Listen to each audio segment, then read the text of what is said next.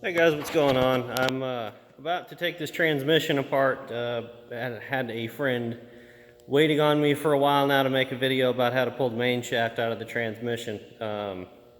You can do it with the transmission still in the truck if you're just removing the main shaft to do like a rear output seal or something, or replace the 4.5 synchro. My transmission has the Waterloo overdrive kit in it. I'm not sure if the main shaft is going to come out on its own, because when you put it together, you had to put the counter shaft and main shaft in together because the gears on 5th are larger. So I'm not sure if this one's going to come out like that, but the procedure is the same. So let's get into it. I've got everything laid out right here already. Transmission, top cover's off. And if you've got the transmission in the truck, you'll want to remove your top cover, of course. Remove your rear yoke, which is an 1.5 inch nut. Now it should have a cotter pin in it, which I usually like to replace. They're cheap enough. But if you don't bend it up too bad, you don't have to replace it. So pull your cotter pin out. Now, with this in the truck, you're gonna have your jack shaft disconnected, and you're gonna push it as far out of the way as you can, whether it's off to that side or this side. You push it back, it only comes back about this far. You don't have a lot of room. To get this nut off, usually in the truck, I use my 3/8 impact and a 3/8 to 1/2 inch adapter with an 1.5 inch socket, and that's enough to pull it off. It's not on there super tight, but I can't find my adapter right now, so I'm having to use the 1/2 inch stem. So we'll zip that off real quick. Lay that to the side. Now the yoke usually comes off pretty easy.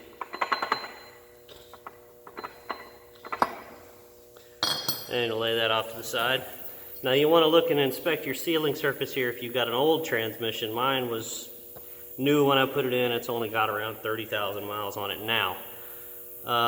You just want to look and make sure you're not wearing a groove in the yoke. You can get these yokes. It's the same one that goes on the differentials. They're not that expensive. So if you got a big groove going on, replace the yoke or you're going to have another leak anyway. So you got that off. Now you're going to want to pull your bearing retainer off and your seal retainer, which is this part right here. It's only 4 9/16 bolts.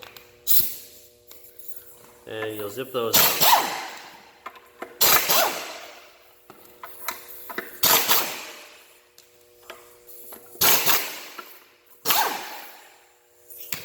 Now when I put this all together, I put a new seal in it anyway because it may have been a brand new in the crate transmission, but it was still probably 30 years old, so I put a new seal in it anyhow, and I'd suggest you do the same.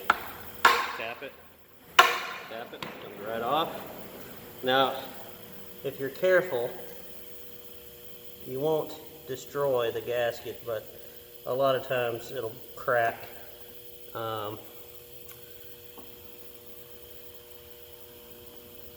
There. You see that?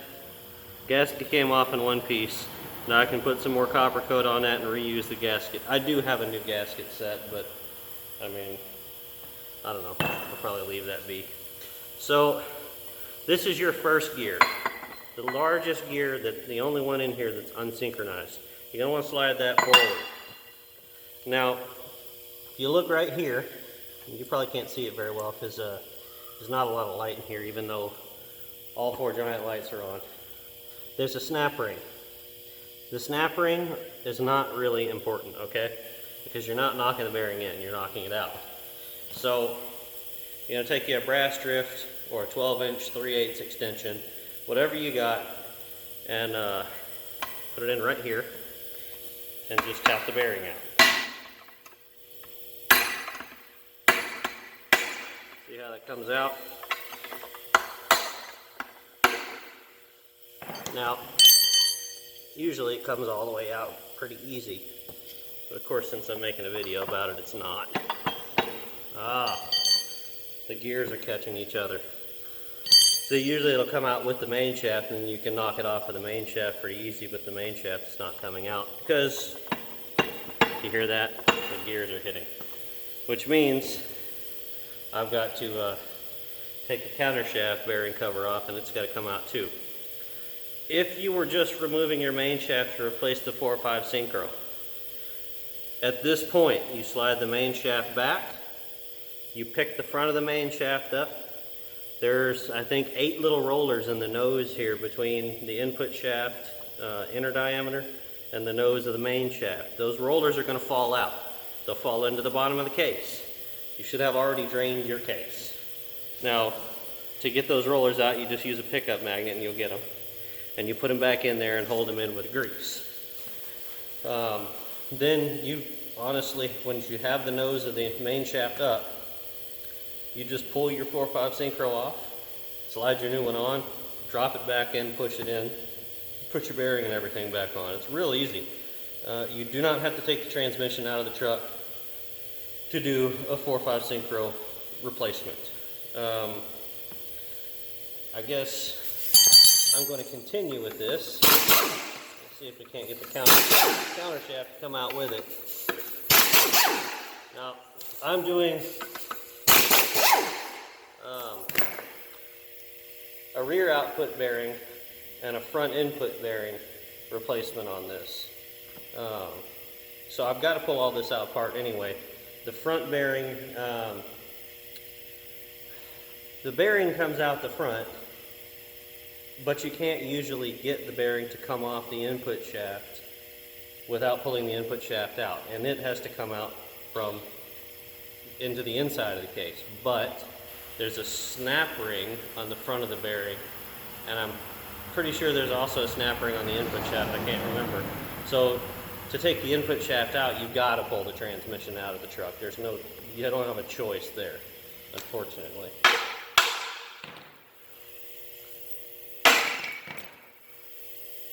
Another non-damaged gasket. All right. I don't remember how I did this last time. It's been a couple of years since I've done all this. Oh, well, that was easy. Cool. Now, so you heard the needle bearings fall out. Now, let's see if we can get that bearing off without damaging anything. They usually slide right off. I don't understand what's up with this one, but very important you use a brass strip when you're actually not hitting things pretty hard, because this bearing steels and all are pretty hard, and they can and will chip and knock your eyeball out, so careful with that. Anyway, that aside, you get the main shaft up. And now, like I was saying before, you can pull your 4.5 synchro off.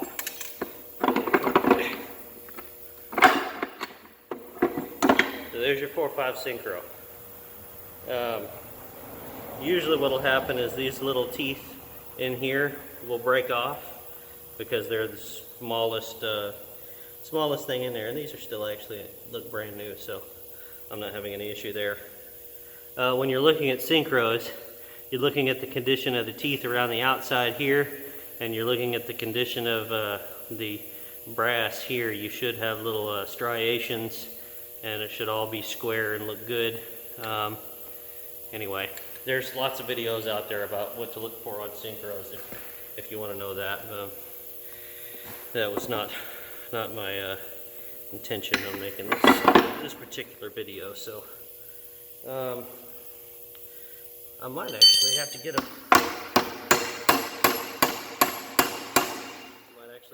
bearing puller to pull that off, which sucks.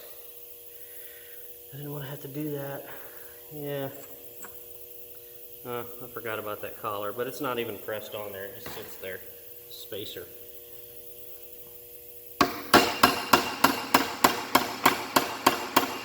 Yeah, that bearing usually comes off. Of course it won't now because I'm making a video with it, but no big deal. I wonder if that puller will fit.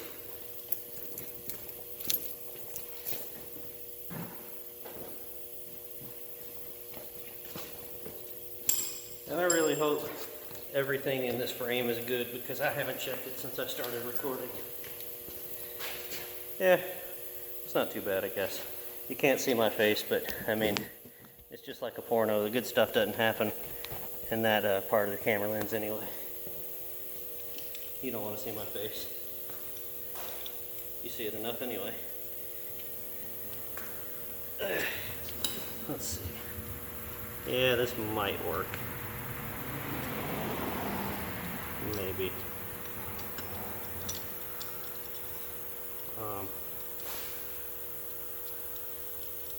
Could use a little oil.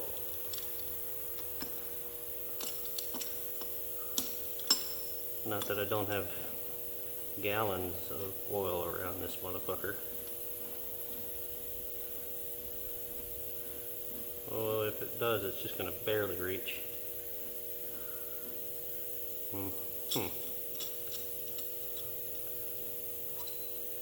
And the snap ring is in the way, of course.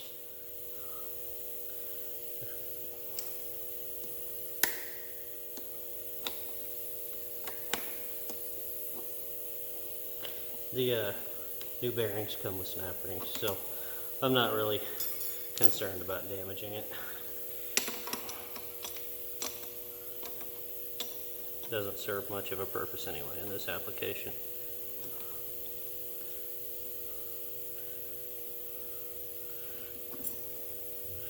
Alright, cool.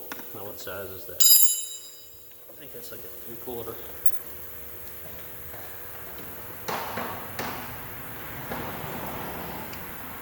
Yep.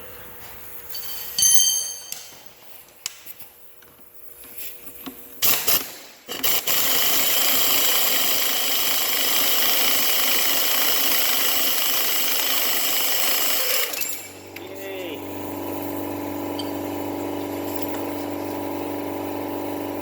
Damn, that's nasty. Very had issues. Nasty old greasy gummies in it. I hope you can hear my rambling over that damn compressor.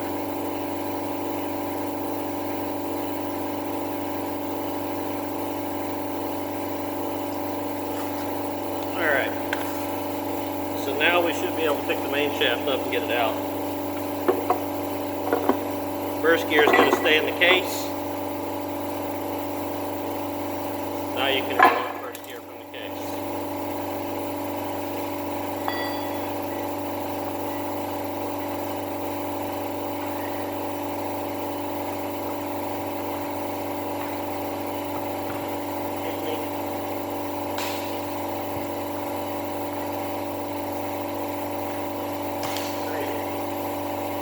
Alright.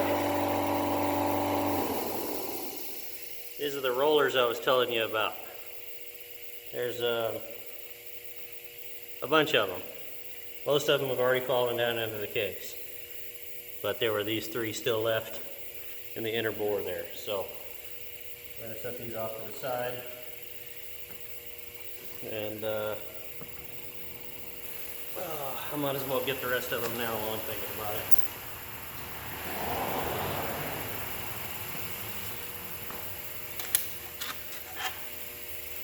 There's another one. There's 4 more.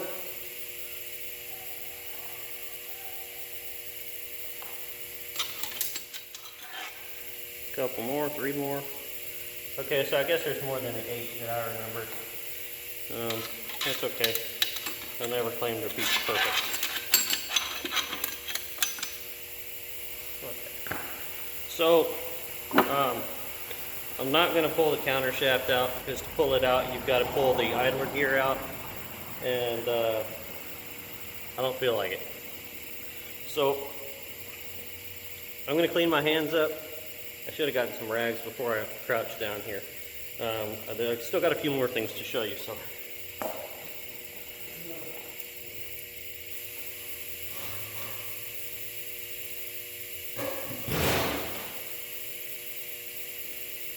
See, this is the nice thing about this transmission is that it is easily serviceable. You know, I'm not retarded, but I'm not the smartest guy out there. I'm no Stephen Hawking, I'll put it that way. I'm just a pretty good mechanic. And this is the transmission that I am comfortable with. So, I think I'm going to stick with it for a while. This is the rear, the output bearing. Let me see if I can clean it up and get you a number. You see what I was talking about is this old, it's like, it's not burnt, it's just old preservative grease that I guess I didn't clean out when I put it together. No big deal. It is an SKF bearing, which is good. Come on, you bastard, where's the number?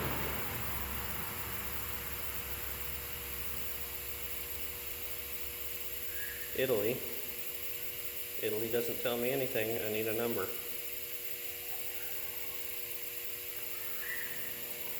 I guess I should have grabbed some brake cleaner.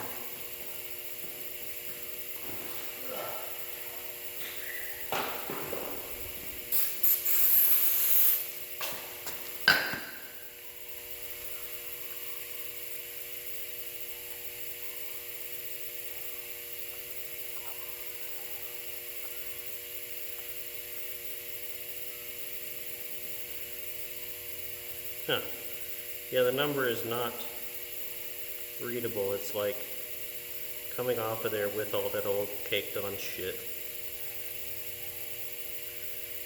Anyway, if you put a side load on it and move it, you can feel some grittiness in it. So that bearing it needed to be replaced anyway. So my next thing is to take the input shaft out, because that was the main goal of this. Now actually, the counter shaft bearing feels fine, so guess I didn't really need to get a bearing for it, but it's good because I didn't. So now, I don't like that sound. I don't know what it is. I need to get a light.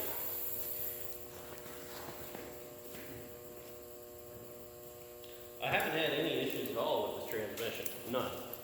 Zero. Except a leak out of front, which I showed you before. The input shaft had some slack in it.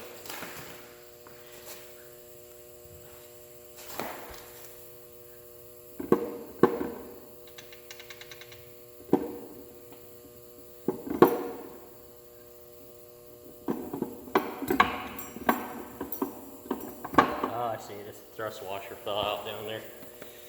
Okay, I'll be able to get to that when I take the input shaft out. So let me snatch you up here off your perch and just show you down inside the case while I've got it out. So there's your counter. This is your counter shaft. This is fifth gear. This is your idler gear. This is your input shaft, and this is what I was talking about. This is where all the roller bearings go around on the ID of this, and they support the nose of the main shaft right here. So I'm gonna make sure I get all this clean. There's some buildup in there. Just all the years of all that old preservative. I pulled this out of one of those, you know, it was packed in foam, like they built a crate and then injected foam into the case around this thing. So it was well stored, but I guess I didn't get all the preservatives out of it before I put the Waterloo kit in it. So it's just some hanging out here and there, which is not a big deal, just kind of gross. So I got to pull this out, which means I've got to pull these two bolts out. I've got to pull the collars out. I've got to pull the shaft out, pull the throw-out bearing off, and then take the bearing and seal retainer out. So I'm going to put you back on your perch. I'm going to turn this case to where you can see what I'm doing, and I'm going to continue working on this. So let's do this, and I will have to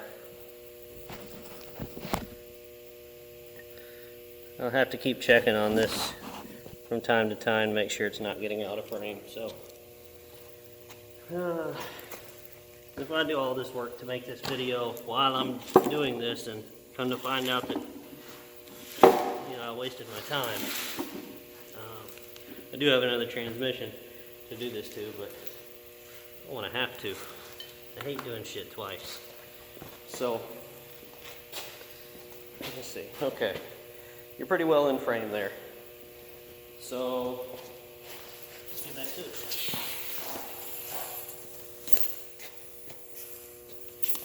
Oh, that's the wrong socket.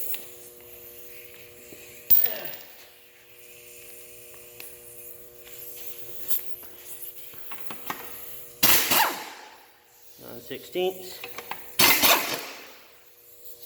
Now these are a different bolt than all the others. They're not threaded all the way, so keep those separated, or at least remember that these two only go right there. They're not the same as all the bearing retainer and seal retainer bolts and all that stuff. Alright, so now there's a few different ways you can take this apart, but me, I hit things with hammers. So I'll knock it sideways like that, and you'll see it exposes your rings that go into a groove in the shaft there, and that's what keeps that from rotating on the shaft when you push the clutch. So once you get those exposed, you got to get them out of that shaft, or it won't come apart. And they come out pretty easy. See? Well, usually.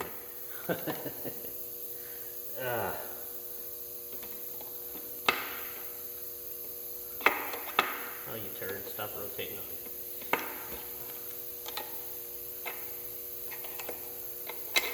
Alright, there we go. So, now the shaft should come out the rest of the way.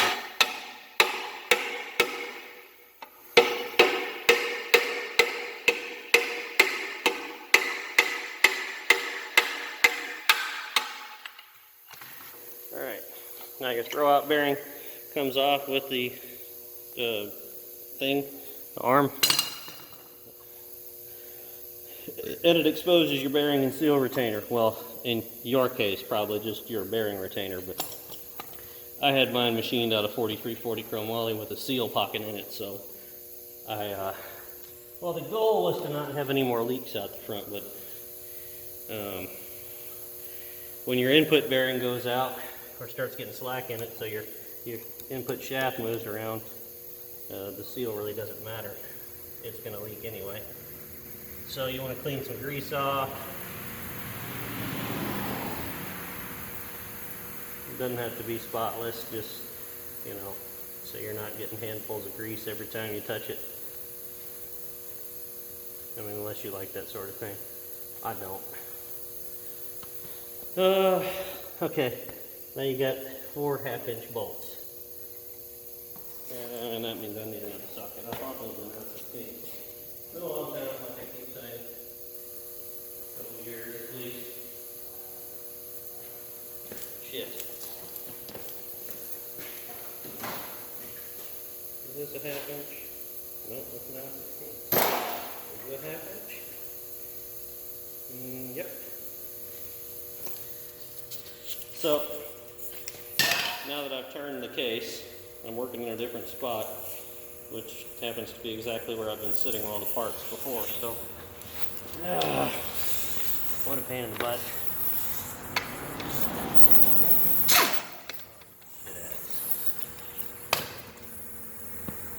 Is that not a half inch? It is a half inch. Alright.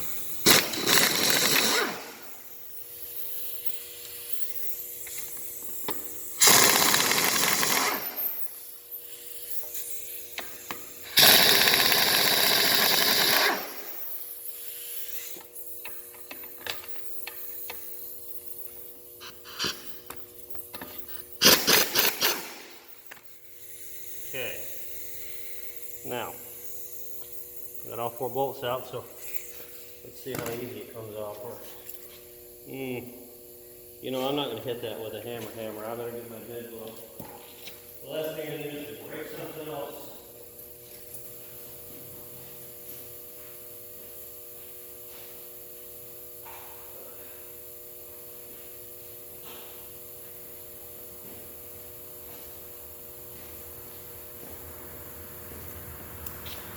All right.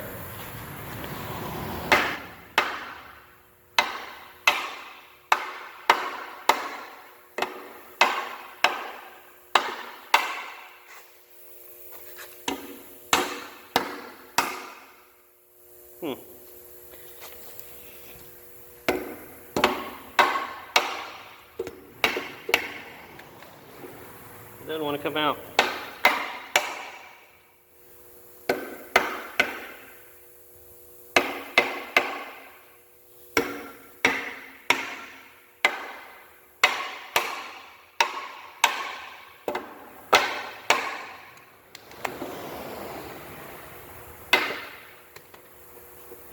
Oh, you bastard.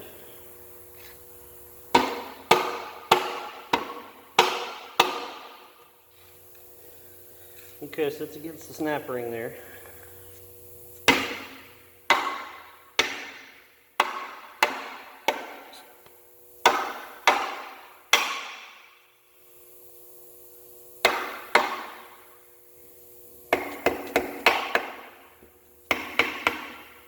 I just don't.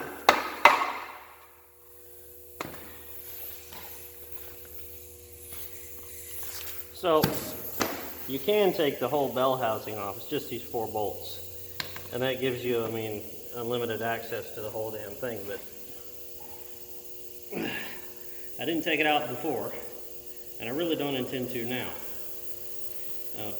5 bolts, excuse me. So I guess I'm just going to keep beating on the damn thing, because I am seeing some progress.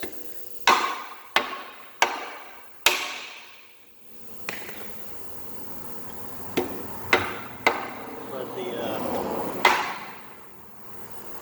the whole hitting it and it just falling out into my hand, that's not seeming to want to happen right now.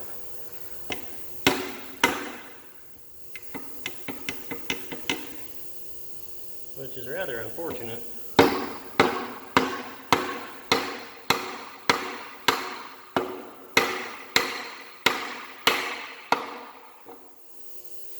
Well, okay. So, you see that actually worked pretty good. It came up most of the way. But the gear is against the case, so it ain't going no farther. Not that way anyway.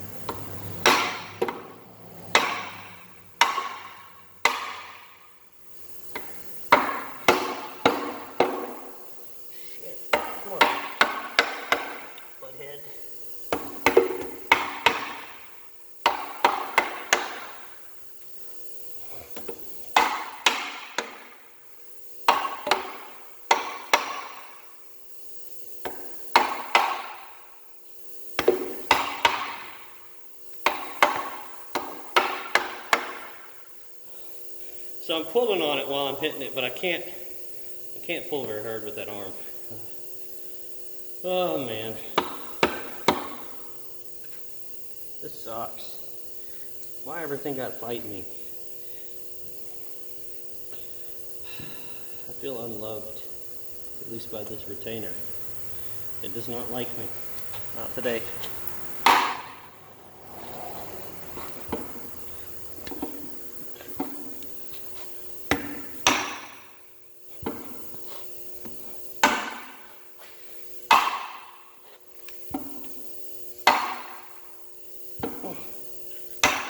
You mother...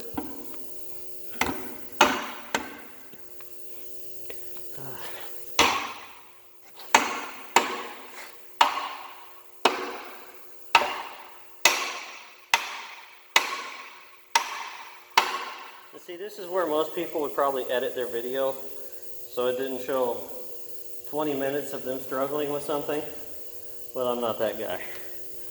show you how much of a pain in the ass this stuff is for me. That way you don't just think it's easy peasy, because it ain't. Ah, yay! Alright, so I was telling you about the seal. See that seal there? Yeah, I'm going to replace that.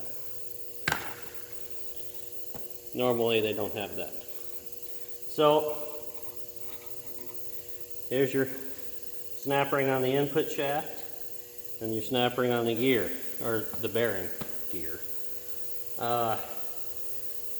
Yeah. So, I really only have to take the snap ring off the input shaft, and I can knock it out of the bearing, then I could just knock the bearing out of the case. So, let me see if I can find my special snap ring pliers.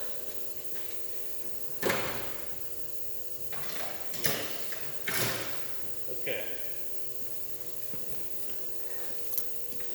I'm getting tired of hearing that here. Alright. You need good, wide pad, sturdy snap ring pliers. These are Wild or Wildy, whatever, however you want to pronounce that. USA made, good quality snap ring pliers. You have to be very careful not to damage or stretch this snap ring. There's a lot of axial load on this shaft, believe it or not. And if you damage or stretch that snap ring too far, it will pop out and you will destroy your transmission under load. So, you want to get the snap ring open just enough that it will come over the lip of the shaft.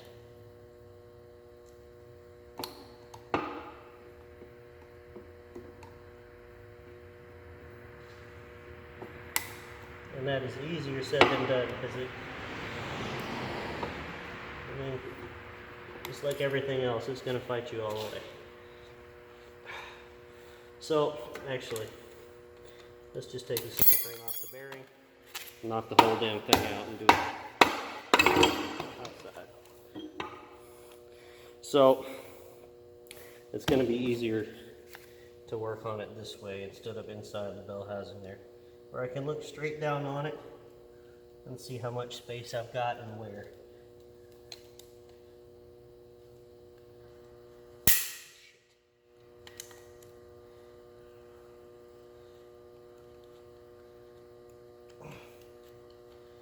Okay, I need to grab a little tiny screwdriver just to help. I think he's getting off center.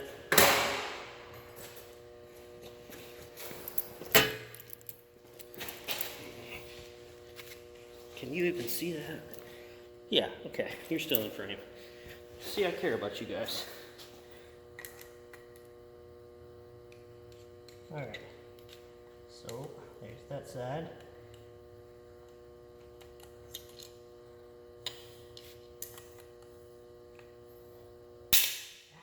Yes.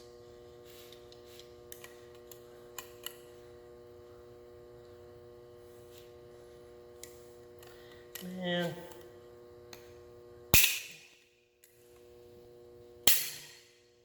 This motherfucker.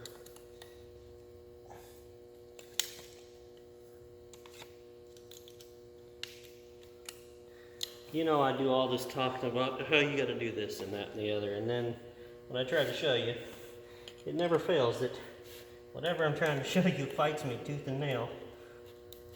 There we go. Now, you've got it just up out of the groove. You don't have to keep opening it to pull it up. You can just use the snap ring pliers to push it up. That way you're not stretching it as much. Once it gets up to that point, it doesn't really matter. It'll come off with the bearing. But for posterity, let's just go ahead and remove it. Hopefully I don't forget to put that back on. To get that bearing off, I'm going to have to put it in a press. So, don't forget, there's a gasket here, and there's a gasket here for a reason.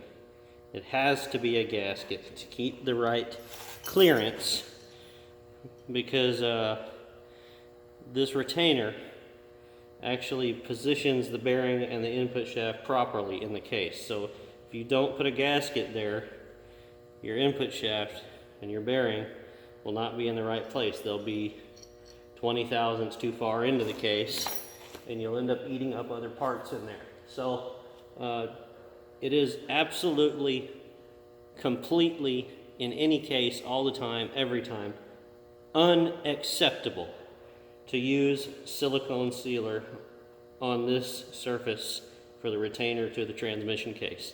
Never, ever, ever use silicone at all in any capacity. Use the gasket. You can use some copper coat gasket sealer. You can use some gasket tack on it. Whatever you want to help the gasket seal, but make sure you use the gasket. Do not use silicone on the gasket. You will end up plugging up your oil back drain hole right here. And if you look in here, on your factory one, you see this right here, this groove, that is to drain oil back from the bearing into the case. So this has to go down and be lined up with this hole, and it actually is offset. So you should only be able to bolt it in there the right way, because the holes are offset. So keep that in mind. You cannot plug that hole up, or it will cost you another input bearing and probably some other hard parts in the transmission. A lot of work, a lot of money, a lot of labor. I'm going to end the video here. I know it's getting pretty long. I just wanted to show you guys how to pull this stuff apart. If you know how to pull it apart, then you know pretty well how to put it back together. So don't forget what I told you about all the little rollers. All these little rollers, when you go to put them back in your input shaft, I just used some red grease to pack it in there with them to keep them all in around the outside surface, and they stay in just fine. You can use transmission assembly goop, white lithium grease, green grease, I don't care. Use whatever you got to use to keep the bearings in place, as long as it will dissolve in oil later on. In fact, what you saw in there before was probably the remnants of red number 2 grease from when I put that back together. It wasn't preservative. I didn't think about that. So hopefully this is helpful to you. The mosquitoes are starting to come out. They're eating me up already. I'm probably going to stop right here tonight, crack a beer, close the shop, go inside, have dinner, spend some time with my lady. So I suggest you guys do the same. Don't forget about the women folk that stand behind you when you're doing this stupid shit, because God knows they're in their house while you're out here working on your stuff thinking, oh my God, I wish he'd quit working on that giant turd he's got out there and spend some time with me. But they still put up with us, and they still love us, at least sometimes. And, you know, some of them even enjoy this stuff with us. So, if you've got a woman that's there for you,